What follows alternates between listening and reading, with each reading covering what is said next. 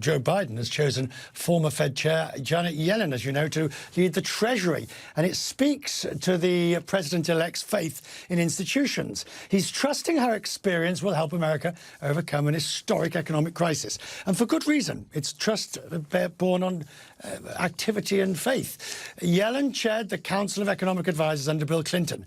She helped steer the US out of the financial crisis as the first female chair of the Federal Reserve, and if confirmed, more history, the first woman to lead the US Treasury. Janet Yellen will have a long list of problems on her desk starting on day one. Congress is still deadlocked over a stimulus bill, and getting that over the line was probably going to be her first priority. A surging pandemic adds to the urgency. One model from Washington University predicts US cases will double by Inauguration Day. And the growing health crisis has some economists that warning that a double dip's on the horizon. Christina worked closely with Janet Yellen as President Obama's top economist. She's now Professor of Economics at UC Berkeley. Christina, it is good. It's wonderful to have you. Thank you for taking time to speak to us today. Look, forgive me, my first question is not to praise Janet Yellen. There is an enormous amount of number of people doing that. Instead, I want to know, does she have the political nous?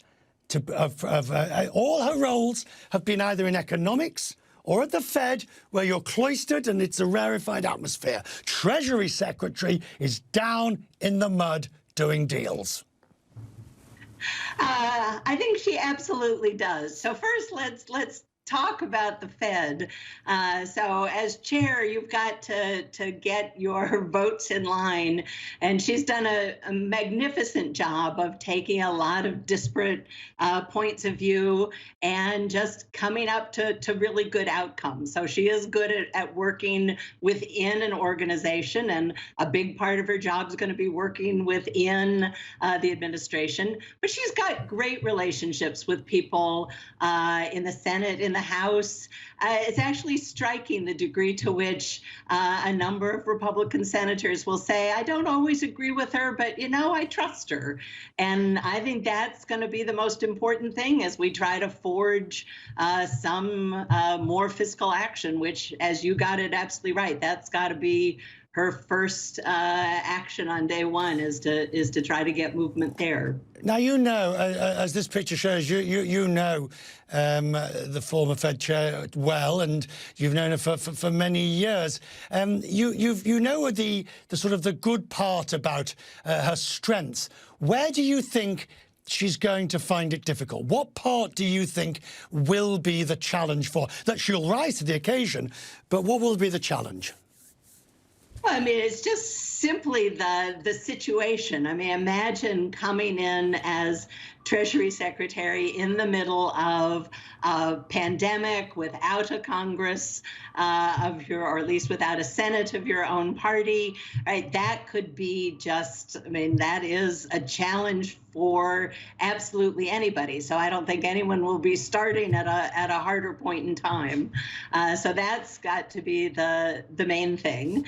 But I think she has a good relationship obviously with the existing Fed chair, Jerome Powell, but with the people in the Biden orbit. I can certainly see her having a real mind meld with many of them and with the president-elect. Was Janet Yellen very bitter not to get a second term?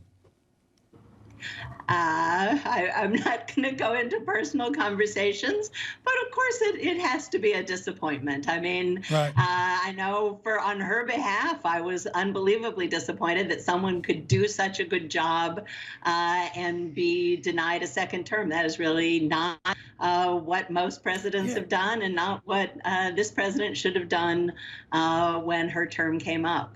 I mean, you look at the team that is being assembled. I mean, let's just take John Kerry, who I'm sure you know, and we know, Senator, Secretary of State, war hero, and then goes on to, you know, just when the rest of us would be thinking about putting our feet up, he becomes climate envoy as the US has to restore leaving the Paris Accord. Janet Yellen, again, you know, just when anybody else might be thinking, well, I think I'll have a cup of tea and a rest, takes on this monumental task. Oh, well, look at Joe Biden, right? He said Good point. the Good soul point. of the nation was at stake, and I'm going to step up. So no, it's a it's a whole group of people who Right. I think this is one of the biggest strengths of Janet is she is not motivated by wanting power or prestige. She's motivated because she Okay. cares, and she'll step out of her Right. the what must have been much more comfortable than and become Is it, Treasury Secretary. let's just look at, though, Christina, finally, if we look at the market today, we're over 30,000 on the Dow, which is a good thing in a sort of in an abstract sense. Except, is it, this market has been pumped by the Fed for good reason. Don't get me wrong, I'm not criticizing from that. But at some point, that has to A, reverse, and B, at some point, the market needs to reflect the economic reality of what we're facing, or maybe not. I mean, yes, ultimately it does need to reflect economic reality. And I think, today part of what we're seeing is just this sense of relief that we do have a new administration coming in whose defining feature is competence and concern with things like people's lives and the economy. So, I think that's the main thing. And I think that, once we get the economy back, of course, it'll be time to normalize monetary policy, all of those things. By the way, something that Janet Yellen was a big part of that initial normalization Yeah. following the 2008 crisis. She handled it with such grace, we hardly even knew it was happening.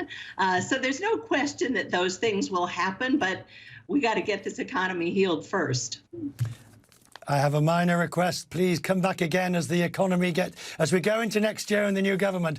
Please come back again, Christina. It's lovely to have you on the program. I appreciate it. Lovely to be with you.